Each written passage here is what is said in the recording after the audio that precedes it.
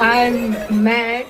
I'm a graphic designer and collage artist, and I focus mainly on working class experience and growing up as a working class girl. And I'm also a digital test commission artist. So I first started doing like my collage stuff in lockdown because I was really frustrated at the government and I had no way to like kind of let it out. So I just started making collages and people resonated with them. I think as a working class person, like politics is quite gatekept. So with my artwork, I try and like simplify it for people that wouldn't necessarily understand it and like give like an understanding to people whose the policies are actually affecting. A lot of my work at the minute is about like being a working class girl and how that is like that experience has shaped me as a woman. And then with my digital test commission, I'm starting to explore that more with other women. So my digital test commission is a short film that I've collaged multiple scenes and animated.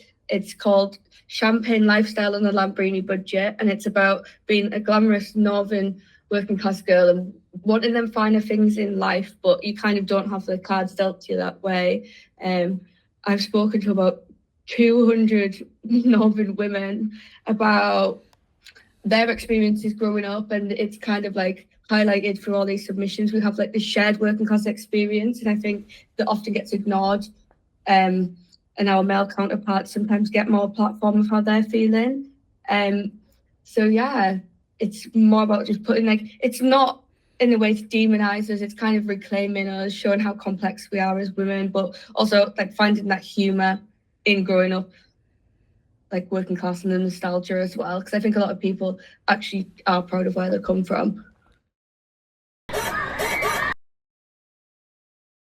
I've got quite a distinct like cut and paste style anyway. I think with my animation, especially like this time around, I've been quite like influenced by like the Monty Python like start bit, like these kind of like cut and paste, and it's like comedic and it's not perfect. Like I really don't like this, like obviously I said I'm not Pixar, like I don't like this like perfect like animation style, and I wouldn't be able to do that anyway. But I think having like the style that I have really like kind of fits the context of what I'm doing.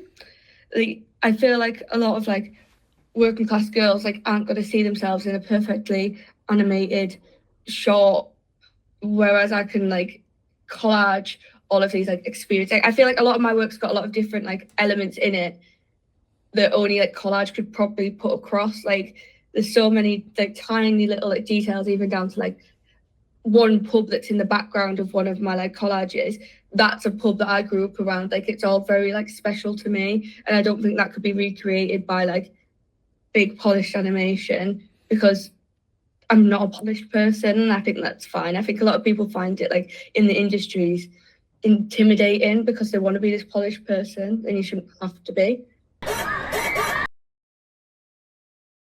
It's given me like the time to like not have to take on commissions for like businesses that aren't my vision and just focus on what I want to do.